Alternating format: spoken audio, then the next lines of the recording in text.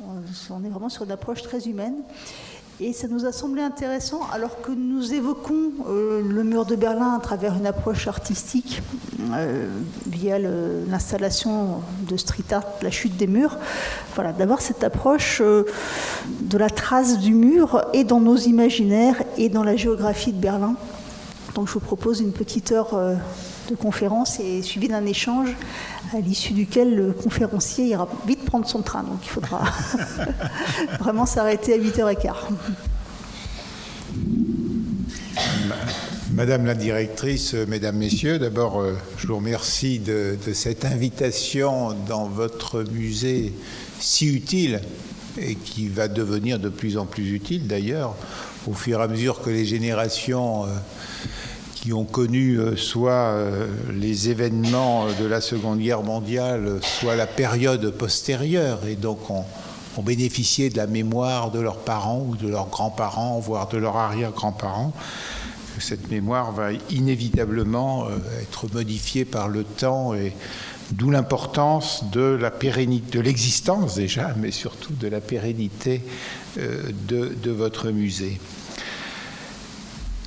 Parler donc du mur de Berlin 30 ans après sa chute, cela suppose d'abord de rappeler que l'existence de barrières de séparation entre les territoires est un phénomène relativement ancien qui a existé tout au long de l'histoire de l'humanité, dans la mesure où des pouvoirs ont souvent considéré que leur protection ou que la protection de leur population supposait l'existence de barrières. Nous en avons connu d'ailleurs une il y a quelques siècles un peu au sud de Lyon, au moment de la Grande Peste, où il avait été décidé de faire une longue barrière pour éventuellement éviter le passage de personnes porteuses de la peste un peu plus au nord de la France et notamment jusqu'à Lyon. Si aujourd'hui, donc, je regarde les barrières de séparation qui existent ou bien dont on peut constater qu'elles ont existé, elles sont nombreuses dans tous les pays du monde. Bon, bien sûr, il y a la Grande Muraille de Chine, beaucoup plus ancienne, mais dans cette même région asiatique, vous avez les barrières de séparation qui ont été construites entre le Bangladesh et l'Inde, par exemple. Vous avez bien sûr la barrière de séparation qui est de nature un peu différente d'un point de vue physique entre la Corée du Sud et la Corée du Nord. Vous avez aussi des barrières de séparation en Afrique. Je pense par exemple à celle qui a été construite entre le Botswana et le Zimbabwe. De facto, vous avez aussi une barrière de séparation entre le Maroc et l'Algérie, puisque la frontière est totalement fermée depuis maintenant 1994. En Asie, vous avez... Proche-Orient, vous avez bien sûr la barrière qui existe entre les territoires palestiniens et Israël, et peu connue la barrière de séparation entre les Émirats arabes unis et Oman.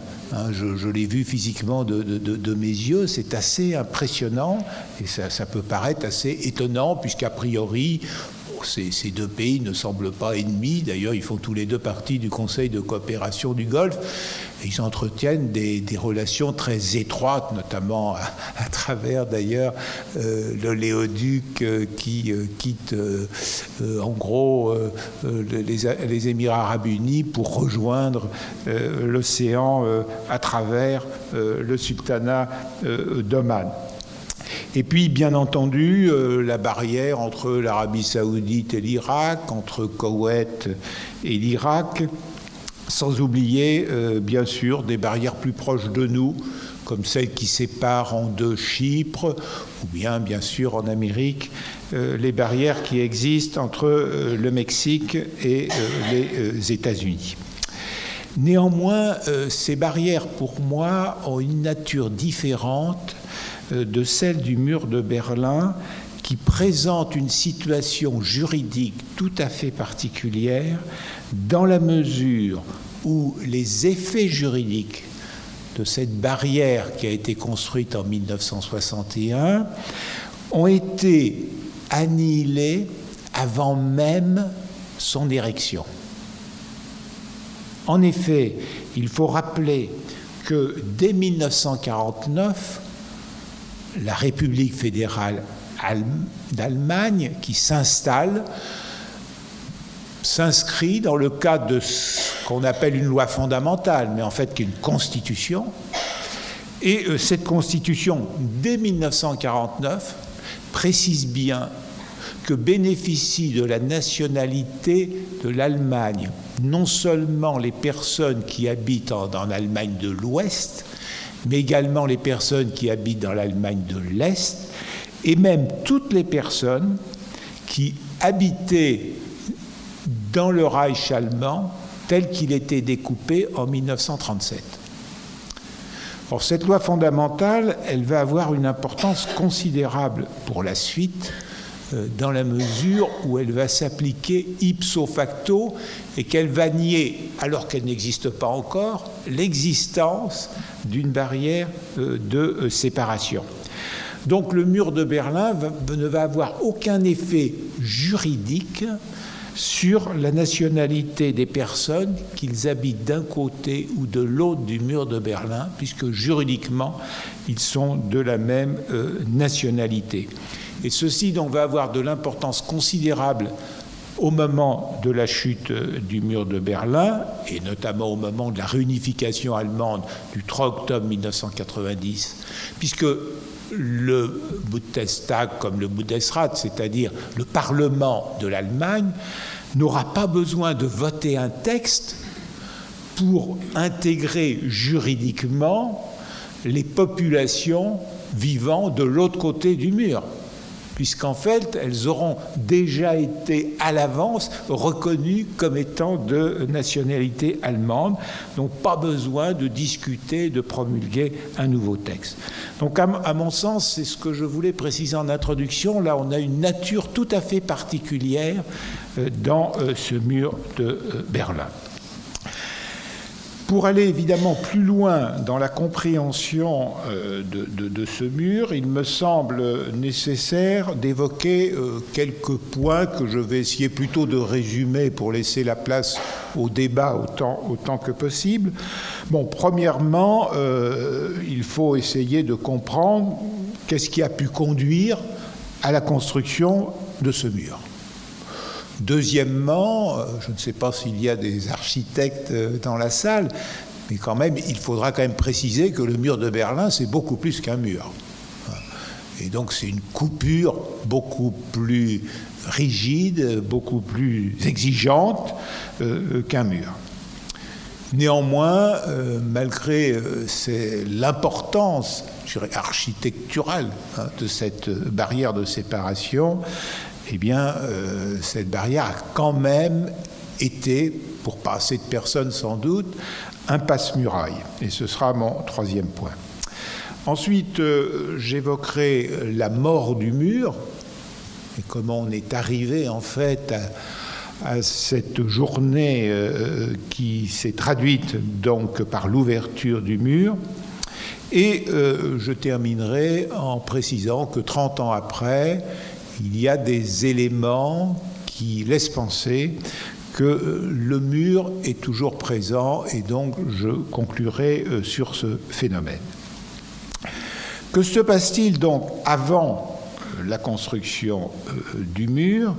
Il faut rappeler que avant cette construction du mur, il y a eu tout de suite, dès 1945, la construction par l'URSS du rideau de fer, selon l'expression donnée par Winston Churchill, à cette construction qui va de Lübeck jusqu'à la Yougoslavie et au-delà, et qui sépare les pays d'Europe de l'Est qui sont en fait sous protectorat non choisi de Moscou, et les pays qui conservent une certaine indépendance, même s'ils ne sont pas tous démocratiques.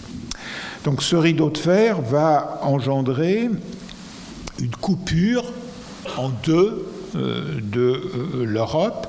Et cette coupure est extrêmement sévère. Je me souviens avoir retrouvé un document de présentation de la République démocratique allemande de 1970 qui expliquait que la RDA entretenait des relations particulièrement étroites avec l'URSS et avec les autres pays socialistes frères.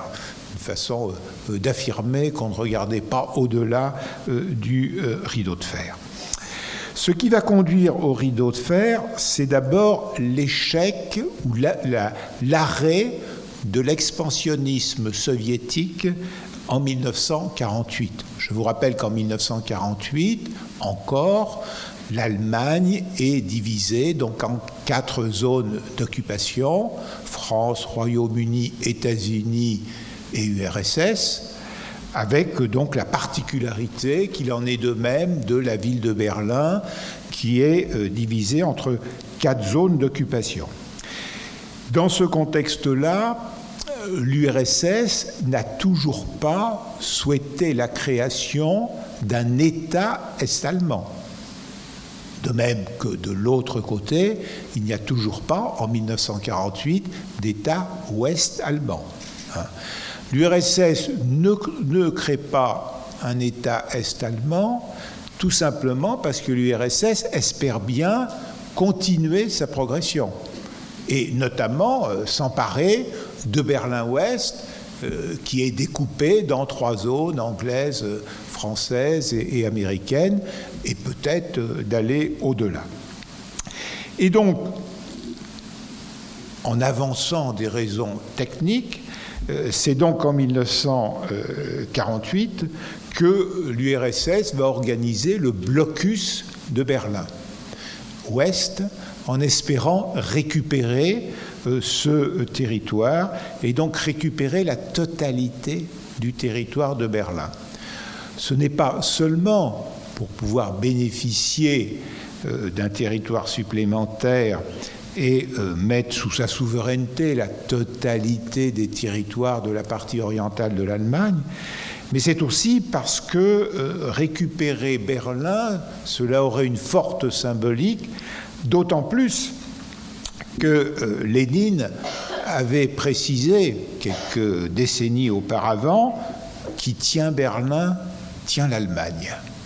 Donc l'idée était claire, il s'agissait bien, en s'emparant de Berlin, de parvenir éventuellement à dominer davantage l'Allemagne. Et c'est à ce moment-là que les Alliés, particulièrement donc les États-Unis, vont considérer qu'il faut mettre un point d'arrêt à l'expansionnisme soviétique. Point d'arrêt, je vous rappelle, qu'ils n'ont pas mis en œuvre dans les autres États d'Europe orientale, et vont organiser donc un système d'affrètement aérien pour satisfaire les besoins des Berlinois de l'Ouest. Et donc, ceci va durer tout simplement pendant 11 mois. Vous savez que ça a été une épreuve extrêmement difficile, d'abord parce que l'URSS essayait d'aveugler les avions qui atterrissaient à Berlin. Et malheureusement, d'ailleurs, il y a eu à peu près 76 morts de conducteurs d'avions qui assuraient donc cette lutte contre le blocus à travers ce pont aérien. Tout ceci a représenté un coût financier considérable, assurer les besoins d'une population pendant 322 jours. Mais comme les Alliés ont tenu, eh bien, l'URSS a fini par capituler et par arrêter le blocus de Berlin, donc par réautoriser les lignes de train, les lignes ferroviaires qui allaient donc de Berlin-Ouest vers l'Allemagne de l'Est en traversant l'Allemagne de l'Est. Donc cette première alerte est très importante puisque bien entendu il n'y aurait pas eu de mur de Berlin s'il n'y avait pas eu cette réaction au blocus de Berlin. puisque Berlin aurait été soviétisé.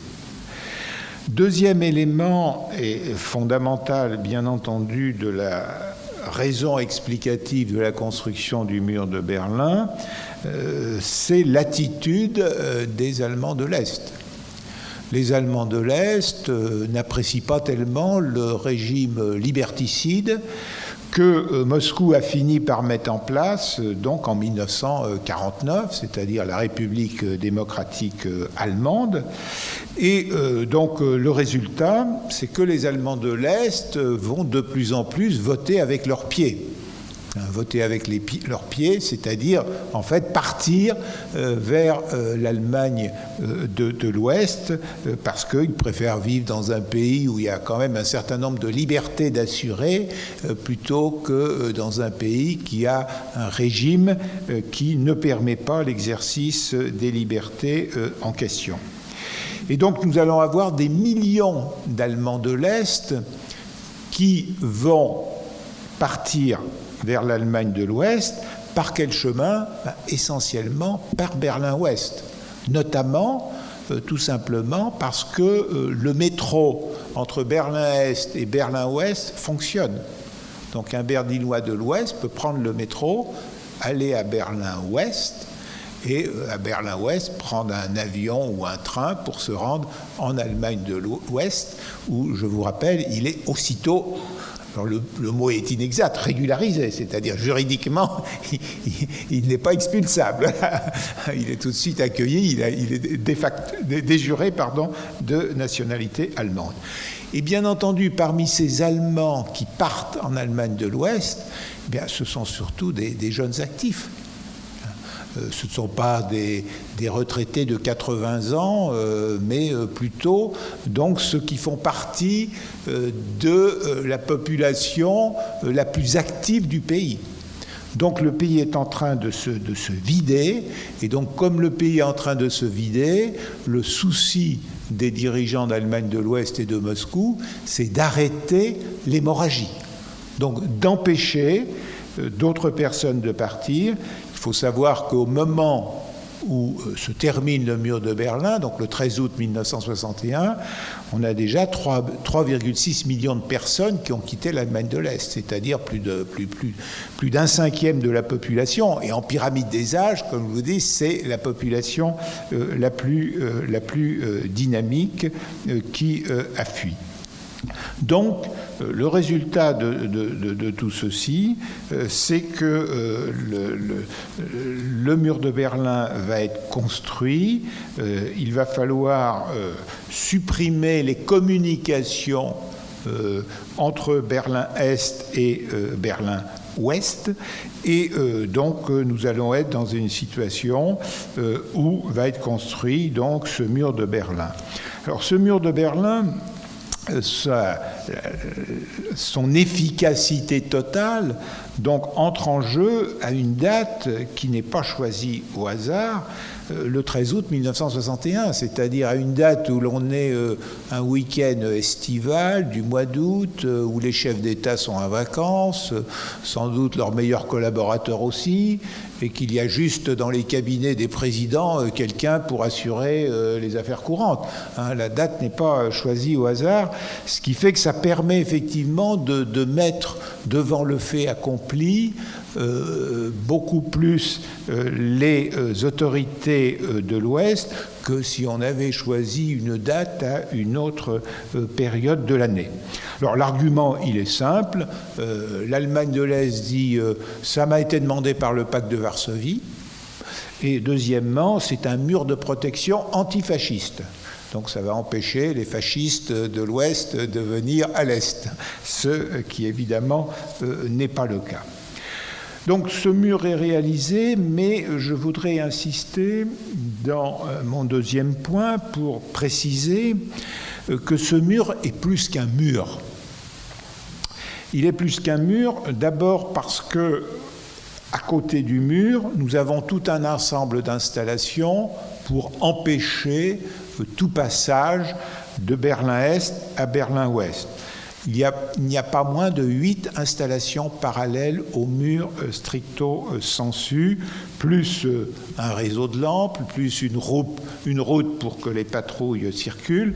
Et bien sûr, ce mur, on montre en général le mur entre Berlin-Est et Berlin-Ouest, mais ce mur, évidemment, il se prolonge entre Berlin-Ouest et le reste de la République démocratique allemande, c'est-à-dire qu'en fait, il fait 155 kilomètres en entier.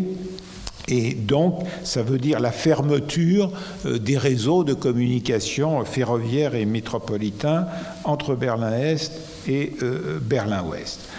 Donc, le résultat, compte tenu de l'importance de cette construction, si vous voulez, je vous donnerai quelques chiffres. Vous voyez 302 tours de contrôle, 259 unités de chiens de garde, 93 miradors, 20 bunkers. C'est quand même un travail considérable qui a été effectué pour vraiment parvenir à construire ce mur. Et donc, le résultat de tout ceci, c'est la décision prise aussi par l'Allemagne de l'Est de limiter le nombre de points de passage, parce que malgré tout, il y a besoin de quelques points de passage, ne serait-ce que pour les négociations diplomatiques, etc., et pour d'autres raisons que je vais évoquer tout à l'heure. Donc le résultat, c'est qu'avant le 13 août, il y a quand même 81 points de passage entre Berlin-Ouest et la République démocratique allemande. Après la construction du mur, c'est ramené à 7 points de passage. Alors après, avec quelques négociations sur lesquelles nous reviendrons, on va remonter à 10 points de passage. Et vous voyez aussi toutes les conséquences. C'est-à-dire vous aviez 63 000 Berlinois de l'Est qui venaient travailler tous les jours à Berlin-Ouest, qui se retrouvent du jour au lendemain sans emploi, puisqu'ils ne peuvent plus, compte tenu de la fermeture des communications. 3 autres éléments, bien sûr, qui met en évidence l'importance du mur et que vous avez pu voir dans un certain nombre de films, c'est le murage des fenêtres et des immeubles et des maisons situées à Berlin-Est, à proximité du mur. Donc, il s'agit bien de le rendre infranchissable. Alors, l'un des résultats assez étonnants, et j'imagine que certaines et certains d'entre vous connaissent Berlin, c'est le fait que le centre historique de Berlin a été mis en état d'hibernation. C'est le terme du moins que j'emploie, c'est-à-dire la fameuse île au musée n'est plus qu'une partie centrale du territoire de Berlin dont on va cesser de s'occuper. Alors, pas cesser de s'occuper jusqu'en 1989, dans la mesure où la République démocratique allemande a quand même des besoins économiques et notamment des besoins de devises pour satisfaire un certain nombre d'importations. Ce qui va conduire la République démocratique allemande, d'une part, à accepter quelques émigrations, mais moyennant finance. Et donc on a vu le gouvernement d'Allemagne de l'Ouest payer l'Allemagne de l'Est pour que l'Allemagne de l'Est accepte que quelques ressortissants quittent l'Allemagne de l'Est. Et puis comme elle a besoin de devises, elle se rend compte que le tourisme, ça pourrait être quelque chose d'intéressant. Donc elle va en fait autoriser des cartes touristiques sur un circuit parfaitement, évidemment, verrouillé, à venir côté Berlin-Est, notamment voir les musées dont je parle, le Pergamon notamment, ce qui permettait effectivement des rentrées en devises à travers ce tourisme, d'où la nécessité, comme je disais tout à l'heure, de garder quand même quelques points de passage, dont le fameux checkpoint Charlie, que certains d'entre vous ont peut-être franchi d'ailleurs avant 90 ou depuis, puisqu'aujourd'hui c'est plus un checkpoint, cela va de soi. Et pour montrer son souci d'attirer les touristes, c'est à ce moment-là aussi, précisément en 1965, que va être construite cette tour de télévision extrêmement haute avec ce restaurant circulaire en haut, Alexanderplatz, et qui est aussi une tour de surveillance. On pense surtout au restaurant qui se trouve en haut et qui permet d'avoir une vue, mais c'est aussi un poste d'observation militaire. Donc nous voici depuis 1961 avec le mur de Berlin. Est-ce que l'objectif que cette barrière soit totalement hermétique est rempli? Dans une certaine mesure, bien sûr, le mur de Berlin a des effets considérables et donc ça devient vraiment extrêmement difficile pour les Allemands de l'Est de franchir le mur de Berlin pour se rendre à l'Ouest.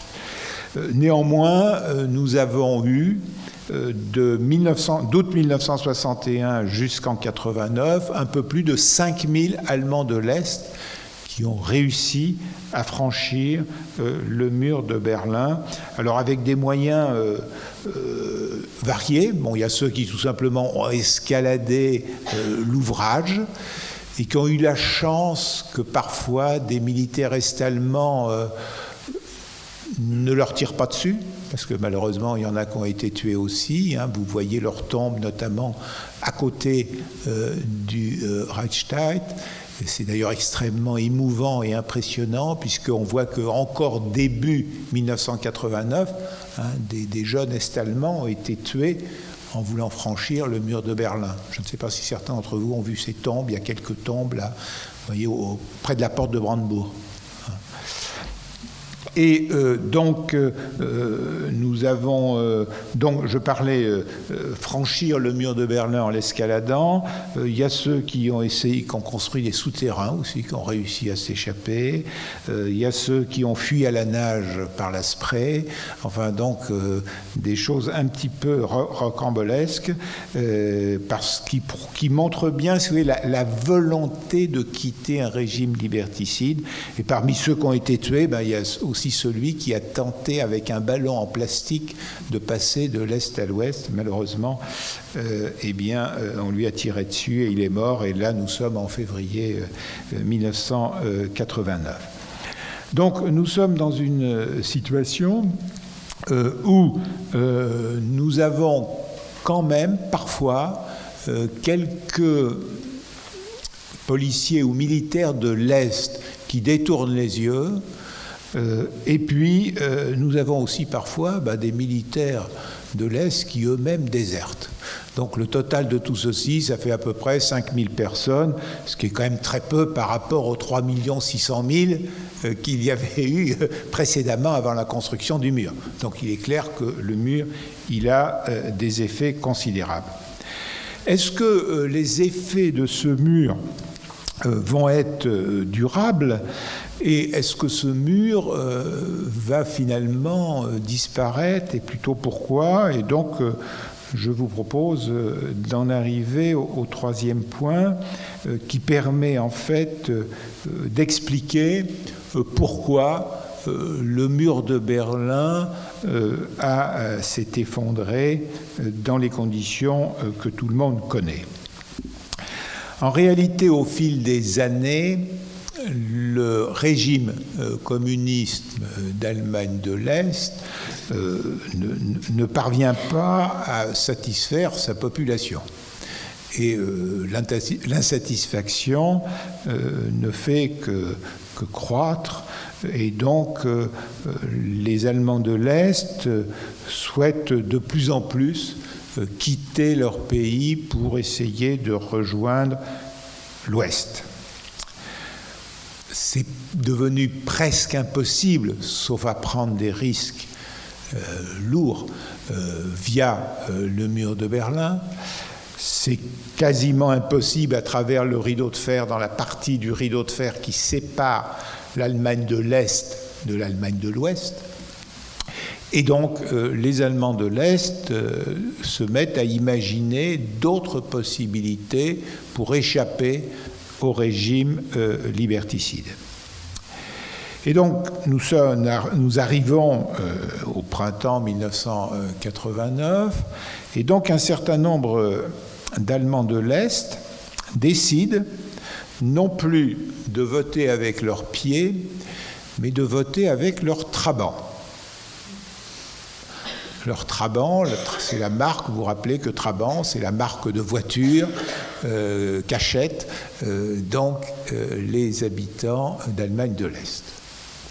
Donc ils décident de fuir avec leurs trabants.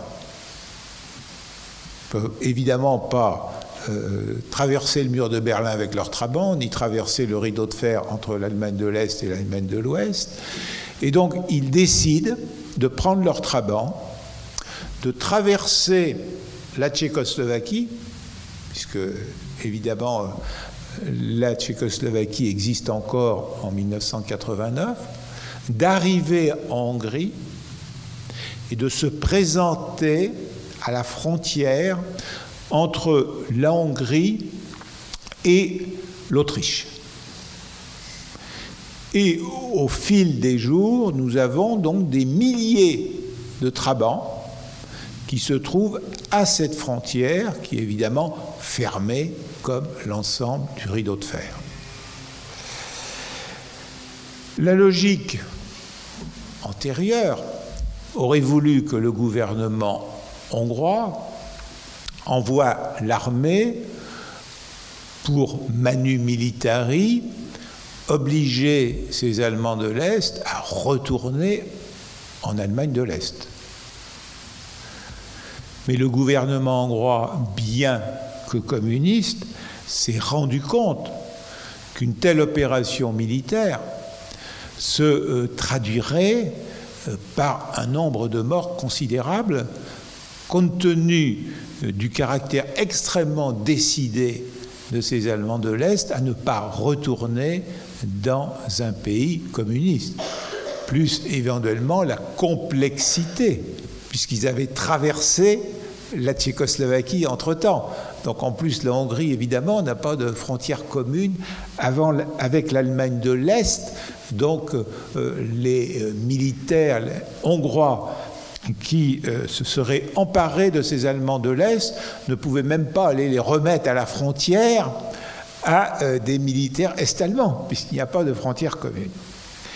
Et donc, nous allons avoir ce phénomène extrêmement important, c'est que le gouvernement de la Hongrie, sous la pression d'un nombre qui ne fait que s'accroître, c'est-à-dire qu'il y a tous les jours des dizaines de voitures en plus qui se présentent à cette frontière, et donc nous avons une pression du nombre sur cette frontière, va finir par décider d'ouvrir la frontière entre la Hongrie et l'Autriche, parce que la situation est devenue intenable.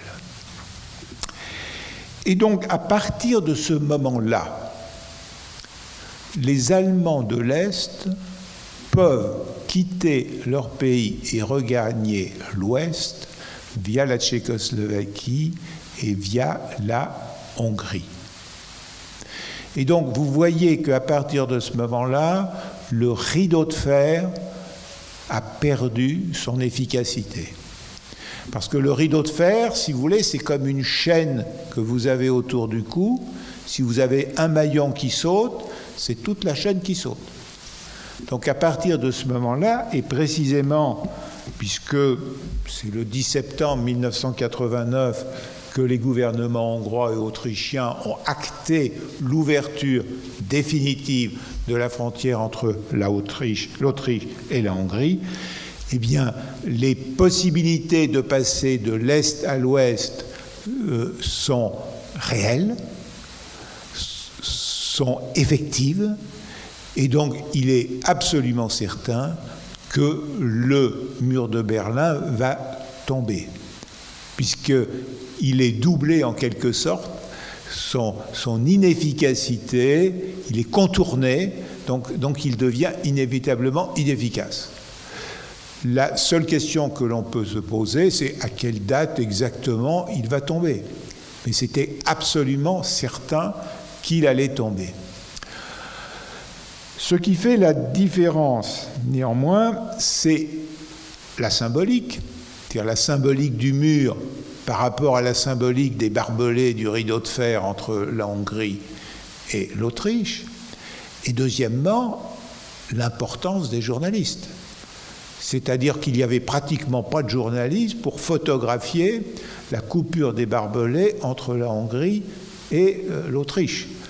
Alors qu'évidemment à Berlin, on va avoir des centaines de journalistes qui vont relayer cet événement qu'est la fin du mur de Berlin, alors que le véritable événement, il s'est produit plusieurs semaines avant, à la frontière entre la Hongrie et l'Autriche. Plus, bien entendu, le témoignage de Rostropovitch, qui a été là aussi quelque chose d'extraordinaire. Donc Rostropovitch, voulant symboliser la liberté, vous savez, va jouer en s'asseyant à côté du mur. Et les premiers qui le voient, d'ailleurs, croient que c'est un clochard qui est en train de jouer d'un instrument de musique. Il a fallu attendre, je ne me souviens plus combien de temps, pour que quelqu'un dise « Mais non, c'est Rostropovitch ». Et à ce moment-là, effectivement, tout le monde s'est dit « Quoi, Rostropovitch ?» Et donc, évidemment, ça a entraîné une réaction et une information planétaire, parce que Rostropovitch symbolisait la liberté et la chute du mur avec sa présence. Et donc, la date effective va être ce fameux 9 novembre 1989, c'est-à-dire le jour où un membre du bureau politique du gouvernement, enfin du Parti communiste et du gouvernement de la République démocratique allemande va déclarer précisément « Les voyages privés à destination de l'étranger peuvent désormais être demandés sans conditions particulières ». Donc les Allemands de l'Est vont bien entendu aller demander l'autorisation d'aller se promener au moins, ou du moins d'aller du côté ouest. Et puis très rapidement, l'administration va être débordée par le nombre de ceux qui demandent l'autorisation d'aller à l'ouest. Donc rapidement, ça va être évidemment un passage sans autorisation. Donc le résultat de tout ceci, c'est bien sûr le démantèlement du mur qui va s'organiser au fil des mois. Tout ça va mettre un certain temps. Et puis la réunification de Berlin à travers des travaux qui vont s'étaler sur plusieurs années, qui me paraissent symbolisés par différents éléments, c'est-à-dire la construction d'une gare centrale, qui signifie que la ville est réunifiée, la remise en état de la grande avenue Unter den Linden, qui symbolise aussi la réunification de la ville, même si elle était côté Berlin-Est auparavant, la remise en état de l'îlot musée, qui est vraiment le cœur historique de la ville. Et donc tous ces éléments peuvent donner l'impression que le mur de Berlin n'existe plus historiquement, compte tenu de toutes, je dirais, ces opérations d'urbanisme qui ont été conduites à la suite donc du 9 novembre 1989, sachant qu'entre-temps, nous avons eu donc le 3 octobre 1990 l'officialisation de la réunification de l'Allemagne, qui a signifié pour Berlin en entier un statut de Land, de Stadtland plus précisément, comme Brême et Hambourg, puisque vous vous rappelez qu'il y a 3 Land États en Allemagne, donc Hambourg, Brême et Berlin, donc à partir du 3 octobre 1990. C'est bien sûr la remise en circulation des lignes de métro qui allaient autrefois, dans la construction du mur de Berlin-Est à Berlin-Ouest. Et donc, on pourrait penser qu'à part les quelques éléments du mur qu'on a conservés symboliquement, ou à part les petites plaques qu'on a mis parfois par terre pour dire, vous voyez, le mur, il passait à cet endroit-là, donc que ce mur n'aurait pas d'héritage. Or, je voudrais, dans ce dernier point, insister sur le fait que le mur, dans une certaine mesure, continue d'exercer des effets, déjà avec les choix urbanistiques qui avaient été faits ou qui ont été faits depuis. D'abord, l'Allemagne de l'Ouest avait voulu conserver la fameuse église de l'empereur Guillaume en état de ruine pour symboliser les désastres de la Seconde Guerre mondiale. Deuxièmement, nous avons une autre symbolique très forte qui est la façon dont a été reconstruit le Reichstag. Puisqu'à partir du moment où, avec une majorité d'ailleurs relativement faible, le Parlement allemand a décidé de refaire de Berlin la capitale nationale, tout en laissant un certain nombre de ministères à Bonn. Cela signifiait bien entendu que le Bundestag, comme le Bundesrat d'ailleurs, se réunissent à Berlin, et cela supposait de remettre en état le Bundestag. Or, ce Bundestag a été remis en état avec un symbole très fort, c'est-à-dire avec cette coupole transparente, qui veut donc signifier l'importance du caractère non opaque d'un pays démocratique. C'est-à-dire la démocratie doit être transparente. Le Parlement doit être transparent. Et donc, cette coupole transparente a un sens extrêmement fort et il signifie en même temps, puisqu'il n'y a pas d'équivalent ailleurs. Alors, c'est plus vrai aujourd'hui parce que si vous allez à Tbilissi, ils se sont inspirés un peu de l'Allemagne pour faire une coupole transparente pour donner l'impression que également ils étaient un pays démocratique, parfaitement démocratique. Voilà. Bon. Mais bon, c'est plutôt une exception, je dirais, qui confirme la règle. Et donc, nous avons déjà ce premier élément, c'est-à-dire que nous avons des éléments architecturaux ou conservés ou nouveaux qui, directement ou indirectement, rappellent la dureté de cette histoire, plus bien entendu les tombes dont j'ai parlé qui sont à proximité de la porte de Brandebourg. À cela s'ajoutent des différences architecturales significatives. C'est-à-dire du côté de Berlin-Ouest, le paysage architectural n'avait pas été profondément modifié après la Seconde Guerre mondiale par rapport à ce qui existait auparavant. Bien sûr, il y avait eu un certain nombre de reconstructions, mais il n'y avait pas eu le développement d'un urbanisme de bars et de tours comme cela s'est fait à Berlin-Est. Et donc, nous avons des réalisations urbanistiques à Berlin-Est qui n'existent pas, dont Berlin-Est est encore l'héritier, et qui n'existent pas à Berlin-Ouest. L'autre élément qui a disparu, il est vrai, il y a une dizaine d'années maintenant, c'est que nous avions donc du côté de Berlin-Est le palais de la République, c'est-à-dire le lieu où se réunissait le Parlement de la République démocratique d'Allemagne, qui après de nombreuses discussions a fini par être détruit en 2008, mais sans toutefois que soit reconstruit le palais royal qui préexistait et qui avait été démoli par les communistes en 1945.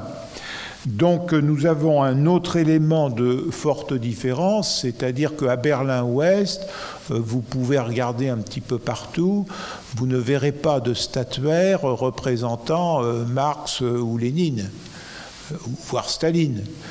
Par contre, à Berlin-Est, vous trouverez encore sur un certain nombre de bâtiments des statues ou des représentations ou des bas-reliefs qui représentent encore Staline et qui n'ont toujours pas disparu aujourd'hui, donc 30 ans après la chute du mur. Donc vous voyez qu'il y a encore un certain nombre de différences. À ces différences, il faut ajouter, même si ceci est plus complexe à analyser, c'est-à-dire la dimension économique. En fait, Berlin, qu'on le veuille ou non,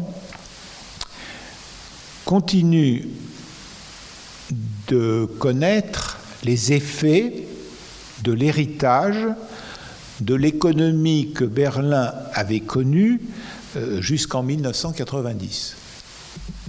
Or, les deux Berlins ont connu une économie tout à fait particulière. Bon, du côté de Berlin-Est, c'est bien connu. C'était une économie collectiviste, telle qu'elle fonctionnait dans les autres pays communistes, pas de liberté d'entrepreneuriat, etc. Et donc on le ressent parfois encore, d'ailleurs, en rencontrant des Berlinois de l'Ouest. Concernant Berlin-Ouest, sa situation économique était tout à fait particulière, puisqu'en fait, c'était une ville qui était économiquement sous perfusion, d'abord des Alliés et ensuite de l'Allemagne de l'Ouest. Donc, qui n'avait pas pu bénéficier, étouffée par tout l'environnement communiste dans lequel elle était, elle n'avait pas pu bénéficier d'une dynamique économique propre. Et donc, son économie n'avait pu profiter, je dirais, d'innovations économiques créées par elle-même dans la mesure où elle était, je le disais, donc sous perfusion de l'Allemagne de l'Est. Et donc, c'est sans doute la raison pour laquelle ce que l'on a écrit sur Berlin en 1990, donc après la chute de Berlin, vous pouvez reprendre de très nombreux articles qui vous expliquent que Berlin allait être la grande ville, la grande métropole économique de toute l'Europe centrale. Et allait dominer économiquement l'ensemble de la région, et qu'elle allait d'autant dominer l'ensemble de la région que l'Union européenne allait s'élargir aux pays d'Europe centrale et orientale.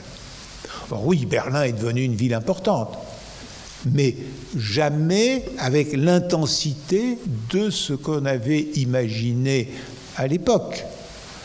L'importance économique de Hambourg, l'importance économique de Cologne, l'importance économique de Munich n'a pas subi de conséquences néfastes de la possibilité pour Berlin de se revaloriser en Europe orientale, et Berlin n'est pas devenu cette espèce de grande métropole centrale de l'ensemble de l'Europe dans sa partie centrale et orientale, comme cela avait été imaginé. Et à mon sens, l'une des raisons, c'est l'héritage économique de cette période où Berlin était enfermé, bien sûr, derrière le rideau de fer, mais aussi, évidemment, par le mur de Berlin. En plus, il faut bien dire que Berlin a perdu un certain nombre de forces vives. C'est-à-dire qu'à partir du moment où le mur de Berlin est tombé, eh bien, nous avons eu aussi certains Berlinois qui ont considéré que la vie était peut-être plus agréable au-delà de Berlin, c'est-à-dire dans le Brandebourg, donc dans le land à côté, sachant, vous en rappelez, que l'Allemagne avait imaginé, pour que la situation économique à Berlin soit plus favorable, de fusionner le land de Berlin avec le land du Brandebourg. Or, la Constitution, la loi fondamentale de 1949, que j'évoquais tout à l'heure, qui équivaut à la Constitution de l'Allemagne, est très précise, c'est-à-dire les référendums nationaux sont interdits en Allemagne. Et ça, c'est le résultat de ce qu'a été l'histoire politique de l'Allemagne. Cette décision est le résultat de ce qu'a été l'histoire politique de l'Allemagne précédemment. En revanche, la loi impose que la fusion de deux Länder ne puisse se faire sans un référendum au sein de ces Länder. Or, il y a bien eu un référendum organisé dans le land de Berlin et dans le land du Brandebourg afin de mettre en œuvre cette fusion, mais le vote a été négatif. Et donc la fusion n'a pas eu lieu. Et d'ailleurs, les résultats du vote ont été différents dans la partie Berlin-Est et dans la partie Berlin-Ouest. Donc effectivement, Berlin aussi a subi, même après la suppression du mur de Berlin, un sol migratoire négatif avec ses territoires environnants, même si Berlin a bénéficié de l'arrivée d'un certain nombre d'administrations d'État ou d'entreprises qui ont mis leur siège social. Aujourd'hui, vous savez que l'Allemagne, d'ailleurs, continue de discuter fortement pour savoir si les ministères qui ont été laissés à Bonn devraient être mis en totalité à Berlin. Et là, la discussion, je dirais, un petit peu piétine, parce que les calculs qui sont effectués montrent que Bonn a aussi des avantages géographiques par rapport à Berlin, c'est-à-dire les responsables des ministères qui sont à Bonn sont géographiquement beaucoup plus proches des réunions européennes qui se tiennent à Bruxelles que s'ils étaient à Berlin. Et donc on se rend compte que mettre tous les ministères de Berlin aurait des avantages, mais aurait peut-être aussi des inconvénients, ce qui fait qu'à ce jour-là, la décision n'est toujours pas prise. Donc, en conclusion, et afin de laisser la place au débat, je rappellerai tout simplement quel est l'objectif permanent des régimes communistes quand ils prennent le pouvoir, ce qui ne veut pas dire qu'ils le réalisent. Leur objectif permanent, c'est de faire table rase du passé, c'est de créer un homme nouveau qui va être un homme idéal, l'homme communiste, et ça suppose de ne plus tenir compte du passé, ce qui suppose de réécrire les livres d'histoire, ce qui suppose de changer les noms des rues, des places, des villes, etc. Or, l'histoire a montré qu'on ne peut pas faire table rase du passé, et en particulier l'histoire de la Russie, puisque nous voyons bien que des noms qui avaient été supprimés, des noms de rues, des noms de places, des noms de villes, qui avaient été supprimés après 1917 en Russie, supprimés non seulement, bien sûr, sur les panneaux, mais également dans tous les livres scolaires, etc., ont ressurgi en 1990. C'est-à-dire que les familles avaient transmis la mémoire des noms anciens tels qu'ils existaient auparavant. Et de mémoire, il n'y a que 2 villes de Russie qui n'ont pas retrouvé leur nom d'avant. L'une, c'est Kaliningrad, qui devrait s'appeler Königsberg, Emmanuel Kant, et l'autre, j'ai un trou de mémoire. Donc, ce que l'on constate avec l'histoire du mur de Berlin, c'est qu'en fait, on ne peut pas faire table rase du passé, même lorsqu'il est douloureux. Et donc, 30 ans après, il me semble que, bien entendu, le fait que le mur de Berlin ait chuté a eu des conséquences absolument considérables. Il n'empêche que le fait que le mur de Berlin ait existé continue de s'imprimer dans la vie des territoires et des populations de l'Allemagne. Et allant plus loin, on peut constater également ce qu'il en est d'un certain nombre de cartographies de l'Allemagne, notamment de cartographies électorales, qui donnent l'impression que le rideau de fer existe toujours. Je vous remercie et je suis à votre disposition pour vos questions.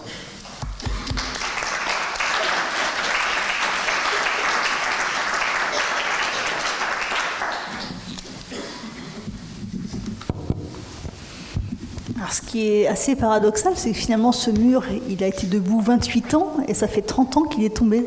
Oui, vous avez... Et on en parle toujours comme s'il était là. C'est étonnant, ce rythme de l'histoire. Ah oui, mais de toute façon, vous avez déjà le fait qu'il y a les commémorations de la chute du mur, qui se déroulent quand même très périodiquement, et donc même qui sont un élément de maintien de son existence. Et il est clair que ce mur était aussi le symbole d'un régime totalitaire que les Allemands ne voudraient pas voir revenir. Et en particulier si Madame Merkel a commémoré encore avec une grande force la chute du mur de Berlin, il n'y a pas qu'un souci mémoriel, il y a un souci très actuel d'essayer de montrer l'importance de l'unité allemande et d'essayer que les Allemands, je dirais, n'orientent pas leurs votes électoraux vers des résultats qui ne pourraient pas être conformes à ce que souhaite Madame Merkel.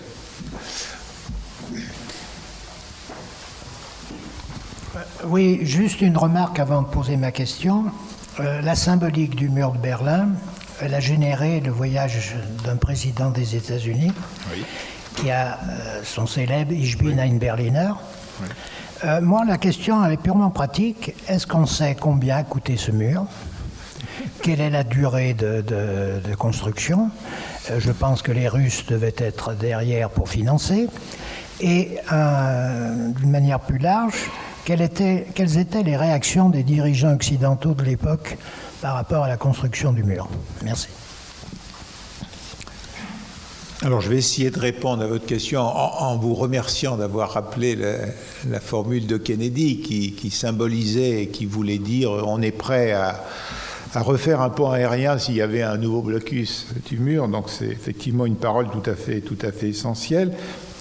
Alors, la durée de la construction, là, c'est à peu près, c'est simplement quelques semaines, ça a été assez rapide. Mais c'est vrai que les Occidentaux n'imaginaient pas qu'un mur puisse être construit. Ils n'imaginaient pas parce qu'ils voyaient aussi que Berlin-Est profitait aussi du fait que n'existe pas un mur, à travers les emplois que proposait par exemple Berlin-Ouest à une partie de la population. Bon, j'ai évoqué 63 000 personnes, mais 63 000 personnes, ça veut dire que ça faisait vivre 200 000 personnes. Il faut toujours rappeler que derrière un actif, il y a ses enfants, il y a éventuellement une grand-mère, enfin bon, etc. Alors, le coût, vous savez, il y a dans le monde, pour caricaturer et pour simplifier, deux types de pays. Des pays qui considèrent que les canons sont plus importants que le beurre. Puis des pays qui considèrent que oui, il y a besoin de canons parce que si tu veux la paix, prépare la guerre. Mais enfin, assurer le beurre des populations, c'est quand même plus important. Or, il est clair que les régimes communistes ont toujours privilégié les canons sur le beurre.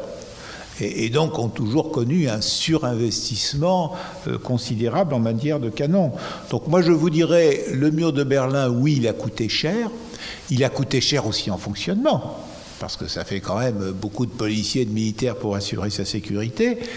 Mais finalement, il a peut-être coûté moins cher que le fait qu'il fallait financer 10% des actifs pour surveiller les 90% autres.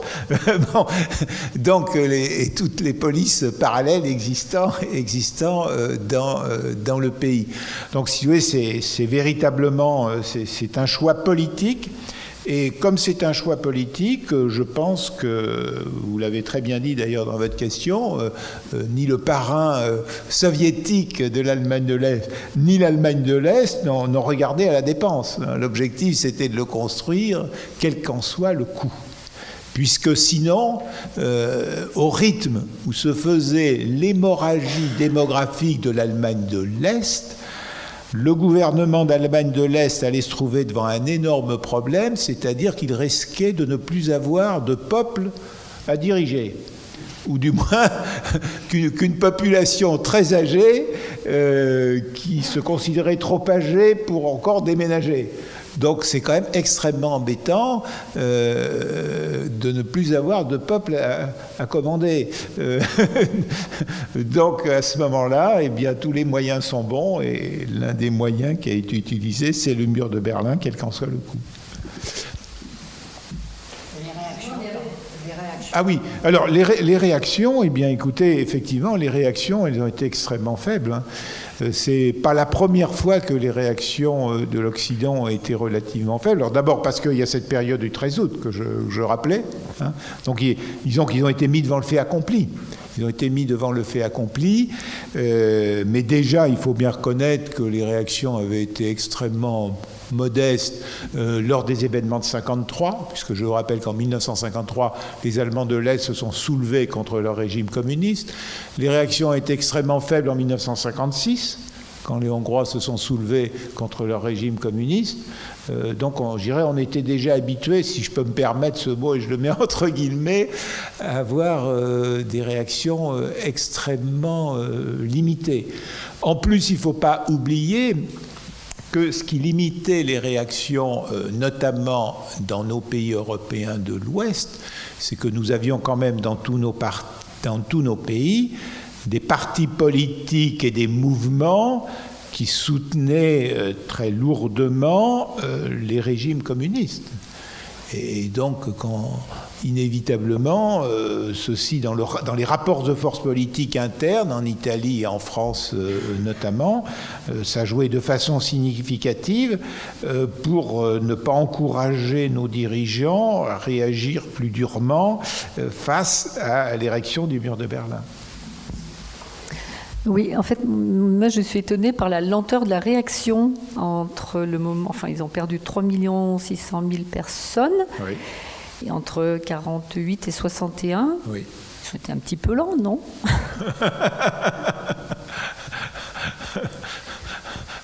Non, mais alors là, je peux pas. Faudrait vraiment interroger les dirigeants d'Allemagne de l'Est. Ben, si vous voulez, ils étaient à la fois contents et mécontents, parce que pour l'Allemagne de l'Est, c'était une hémorragie considérable. Pour la totalité des régimes communistes, c'était relativement faible. Tout dépend comment on se place, si vous voulez. Si effectivement il y avait eu la même hémorragie, mais il y avait le rideau de fer.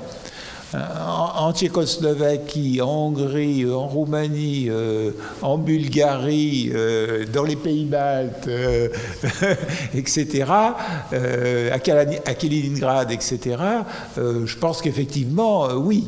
Mais bon, d'ailleurs, c'est pour ça qu'ils ont lâché. Ils ont cru aussi qu'en lâchant l'Allemagne de l'Est, peut-être que les autres ne suivraient pas. Sauf qu'en réalité, ils allaient forcément suivre pour une raison bien simple, c'est que je vous rappelle que la sortie du communisme de la Pologne est antérieure à la chute du mur de Berlin. Vous nous avez expliqué qu'à partir du moment où la frontière entre la Hongrie et l'Autriche était ouverte, il n'y avait plus de doute quant à la chute rapide du mur. Dans quelle mesure, à ce moment-là, on était certain que l'Union soviétique n'allait pas réagir et refermer la frontière, remettre le rideau de fer?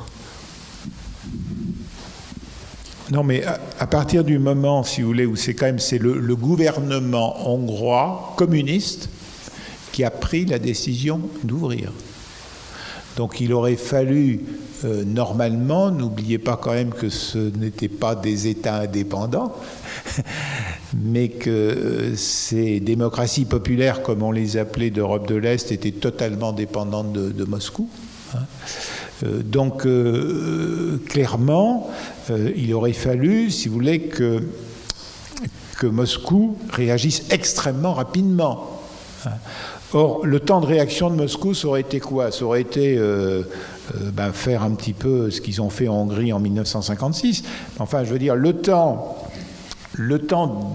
d'amener des chars de l'URSS soviétique, puisqu'en fait, l'armée hongroise avait déjà, capitulé. Donc c'est pas avec l'armée hongroise qu'ils pouvaient faire quelque chose. Donc ça supposait effectivement d'amener une armée sur place, de renverser le gouvernement hongrois, mais tout ça, ça prend quand même un certain temps quand vous ne l'avez pas préparé. Et donc ça signifiait qu'entre-temps, vous aviez quand même des dizaines de milliers de personnes qui étaient déjà passées. Et donc qui symbolisaient, si vous voulez, le risque de fin la fin même du rideau de fer. Donc, comme toujours, si vous voulez, en politique, si vous n'anticipez pas, Et si vous ne prenez pas des mesures anticipatrices qui empêchent la survie d'un événement, vous êtes mis devant le fait accompli. Et donc là, en fait, le gouvernement de Moscou a été mis devant le fait accompli par son gouvernement hongrois. Oui, c'était Gorbatchev. Oui, mais c'était, à mon sens, ça aurait été quelqu'un d'autre que Gorbatchev, ça aurait été exactement la même chose. Parce qu'ils ont été, si vous voulez, ils n'imaginaient pas un seul instant, si vous voulez, dans leur état d'esprit, là j'en reviens à la question précédente de madame, dans leur état d'esprit, ils n'imaginaient pas un seul instant que ce soit un gouvernement communiste qui ouvre le rideau de fer. Ce n'était pas imaginable pour eux. Alors dans un contexte en plus particulier, si vous voulez, avec, je ne sais pas si vous connaissez la Hongrie, mais il y a eu le problème de Sopron qui bêtement a voté son rattachement à la Hongrie au lieu qu'à l'Autriche. Enfin bon, après évidemment ils l'ont regretté.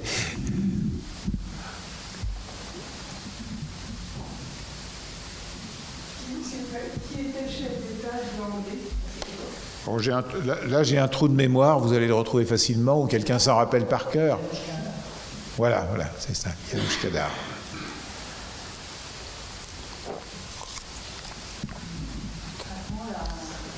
Avant le mur de Berlin, il n'y avait pas une confrontation via Berlin du bloc des habitants du bloc qui tenait à même tout l'inverse, qui est traversé le rideau de fer qui passe le monde fragile.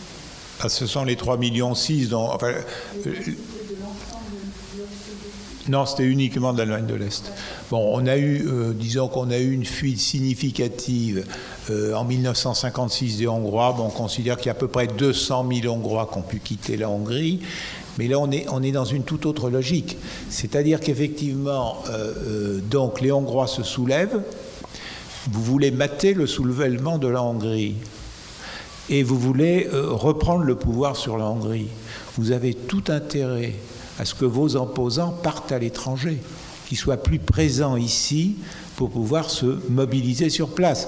C'est comme ça qu'en ce moment au Venezuela, Maduro garde le pouvoir. Tout simplement parce qu'il y a 4 millions de Vénézuéliens anti-Maduro qui sont partis. Donc ils ne sont plus au Venezuela pour manifester contre Maduro. C'est extraordinaire pour lui. Donc là, la Hongrie, effectivement, a laissé partir à peu près 200 000 personnes qui étaient des opposants, et donc ils se débarrassaient d'opposants. Vous avez eu le même phénomène avec Fidel Castro. Ça, c'est très intéressant. L'histoire des migrations entre Cuba et les États-Unis, c'est un poème géopolitique, si je puis dire. Et donc, vous avez certaines périodes où Castro, alors il y a des périodes où il ferme la porte, puis il y a d'autres périodes, il laisse partir ses opposants aux États-Unis, parce qu'il se dit, bon débarras, ils ne sont plus là pour m'embêter, je peux garder mon pouvoir. Et d'ailleurs, on a bien vu le jeu de Maduro, qui a dit, je ferme les frontières, mais finalement, il les laisse ouvertes, parce que ses opposants s'en vont, la vie est belle.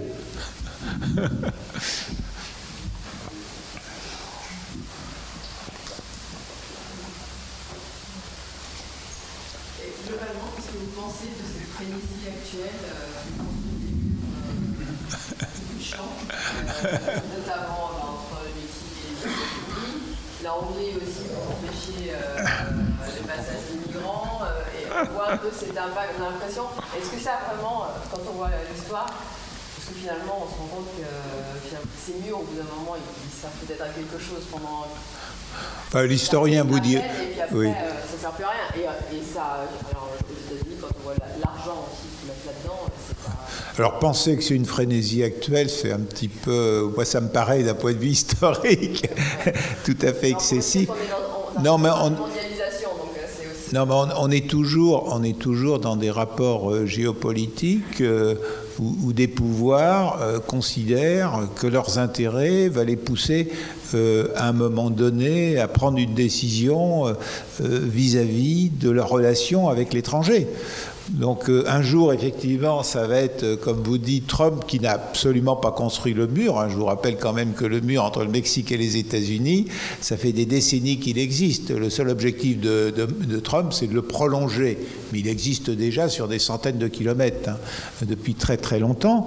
Ou bien parfois, ce sont des populations. Parce que, excusez-moi, mais le vote du Brexit, site, c'est quand même aussi, parce qu'il faut parler quand même de la construction des murs par des décisions politiques et pas seulement des murs physiques que l'on voit, et parfois celles-ci peuvent être pires.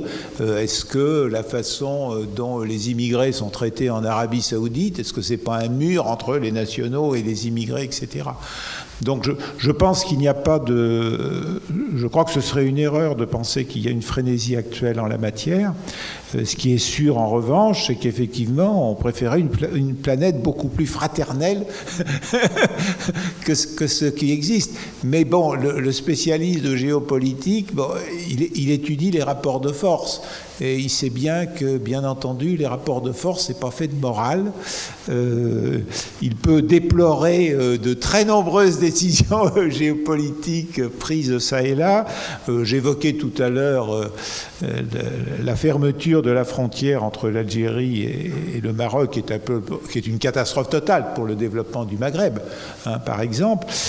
Donc je peux le déplorer, mais je suis bien obligé de le constater. Et surtout, l'analyse géopolitique, montre que c'est pas demain matin que ce mur va tomber.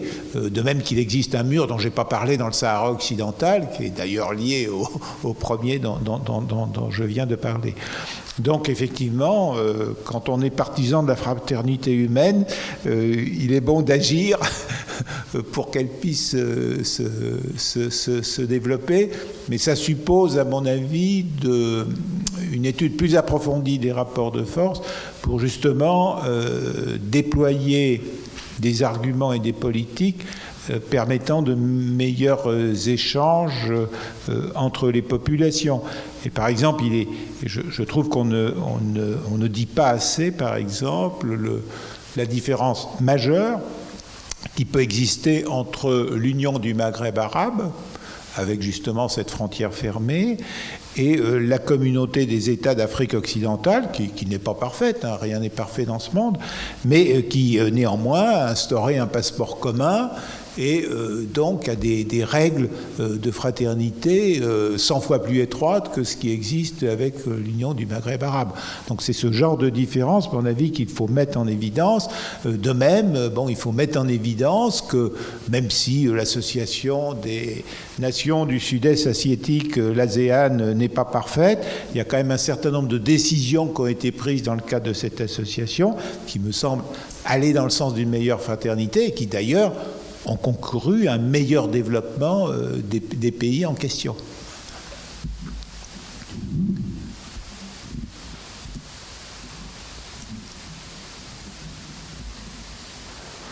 Vous avez faim, là, on dirait, non? Il n'y a pas d'autres questions. Ça aurait été la dernière question de l'année. Hein. Ah oui, très bien.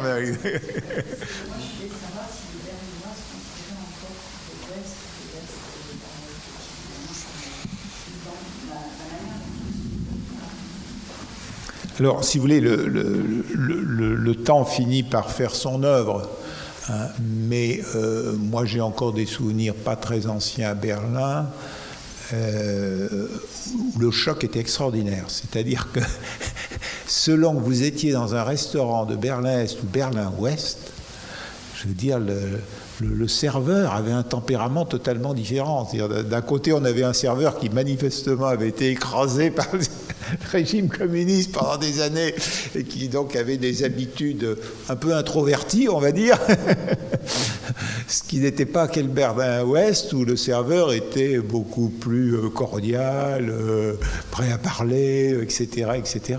Alors le temps finit par faire son œuvre, bien entendu, mais il est certain que dans les mentalités, il y a des éléments qui perdurent, et d'ailleurs on le voit à travers tout simplement le résultat des élections allemandes, hein, où clairement il y a quand même des différences de mentalité qui sont très significatives entre les deux pays et qui sont liées quand même à cette histoire, hein, d'ailleurs dans les deux sens de cette histoire, d'un côté comme de l'autre. Bon, donc au plan humain, je pense qu'il faudra encore certainement du temps Déjà, quand vous voyez des écoles où vous avez encore des bas-reliefs de Lénine et Staline, on s'interroge sur ce que ça signifie pour les élèves qui vont à l'école, même s'ils les regardent pas. Mais bon, vous avez quand même l'unification des méthodes d'enseignement. Alors, unification, vous savez, qui s'est faite tout simplement parce que je vous rappelle qu'en Allemagne, l'éducation est décentralisée. Donc en fait, c'est chaque Länder qui est responsable de l'éducation, chaque Land qui est responsable de l'éducation dans son land. Néanmoins, vous avez une conférence des 16 ministres de l'éducation qui essaie de coordonner pour que l'enseignement soit à peu près semblable partout. Bon, coordination qui a été très désavantageuse pour la France, puisque quand ils se sont réunis il y a à peu près 25 ans, ils ont décidé que la première langue étrangère allait être l'anglais. Donc ça a été très très mauvais pour la France. Bon, partout, dans tous les Länder. Voilà. Bon, donc évidemment, bon, les mentalités. D'abord, bon, il faut rappeler quand même que l'Allemagne de l'Est, d'un point de vue des mentalités, comme héritage, c'est la Prusse. Bon. Les mentalités en Prusse et les mentalités dans l'Allemagne rhénane ne sont pas les mêmes, comme en France, les mentalités en Corse, en Pyrénées Atlantiques ou en Alsace ou en Bretagne ne sont pas les mêmes. Bon, donc, si vous voulez, il y a aussi l'héritage des mentalités fait de cultures ancestrales dont des éléments perdurent à travers les générations. Et c'est la raison pour laquelle, inévitablement, le mur de Berlin continue d'exercer des conséquences, avec des éléments assez bizarres d'ailleurs, si vous voulez, parce que, en fait, toutes ces entreprises, soit allemandes, soit internationales, qui sont installées à Berlin depuis la chute du mur, c'est pas en nommant des directeurs qui étaient des Berlinois. C'est essentiellement en amenant des directeurs venus d'ailleurs. Donc c'est encore une économie tout à fait particulière, puisque ça n'a pas été du développement endogène, j'espère que le mot endogène personne, mais en fait ça a été du développement essentiellement exogène. Donc ça aussi, évidemment, on n'a pas la même mentalité selon le type de développement économique que l'on connaît. Alors tout ça est à suivre, mais votre question est très intéressante, ça mériterait une belle enquête sociologique. Juste une remarque par rapport à ce que vous disiez maintenant. La chancelière allemande, elle ne renie pas ses origines est-allemandes dans sa façon de s'exprimer. Bon, c'est vrai que c'est une fille de pasteur, mais enfin, je veux dire, elle n'est pas responsable de la profession de son père. Mais je veux dire, dans sa façon d'évoluer, elle a eu des problèmes avec un président français qui était très tactile. Elle n'aime pas, je veux dire, peut-être ça aussi, je pense que ça a joué. Mais vous savez, vous ne pouvez pas renier votre héritage pour une raison bien simple, c'est que les différences linguistiques en Allemagne sont considérables, et peut-être même plus considérables qu'en France. C'est-à-dire, autrement dit, quand un Bavarois de Munich a au téléphone un Allemand d'Hambourg ou de Berlin, il est capable de vous dire que son interlocuteur est d'Hambourg et de Berlin, parce que oui, ils parlent tous les deux allemand, mais ils ont des consonances linguistiques qui ne sont pas les mêmes. Donc ces différences, ça perdure. Alors moi, je ne suis pas capable, je n'ai pas une oreille assez fine pour être capable de les juger, mais eux, ils s'en rendent compte avec une rapidité absolument impressionnante. Et puis, voilà, vous l'avez très bien dit dans votre questionnement, c'est-à-dire Madame Merkel, c'est aussi une Prussienne, hein, donc c'est vraiment des gens qui ont un sens de la rigueur. Il y a peut-être des Prussiens dans la salle, là, je vais peut-être me faire mal voir, mais un sens de la rigueur peut-être un petit peu excessif, notamment dans l'application des lois de façon extrêmement formelle et sans beaucoup de souplesse, on va dire. alors que les Allemands de l'Allemagne rhénane, certes, sont rigoureux, mais disons, sont quand même un petit peu plus souples dans leur façon de fonctionner. Bon, globalement, vous allez me dire, c'est très subjectif ce que je viens de dire, mais ça correspond quand même un peu à une réalité. Et d'ailleurs, je finis là-dessus, si vous voulez, si vous avez un vote anti-immigration aussi important en Allemagne de l'Est, c'est notamment parce que, comme vous le savez, les administrations de l'Allemagne n'ont quand même pas réussi à réguler totalement les fortes immigrations de 2015. Autrement dit, pour l'exprimer autrement, vous avez à peu près 400 000 personnes qui ne sont pas dans les tablettes de l'administration. Alors ça, pour un esprit prussien, c'est insupportable. C'est pas tellement qu'il y ait ces 400 000 immigrés qui soient entrés, c'est qu'on ne les ait pas référencés clairement et qu'on ne sache pas très bien où ils sont. Voilà. Ça, pour eux, si vous voulez, c'est quelque chose qui est insupportable. Et c'est évidemment, dans ce type de mentalité, est un des éléments qui engendre aussi ce vote.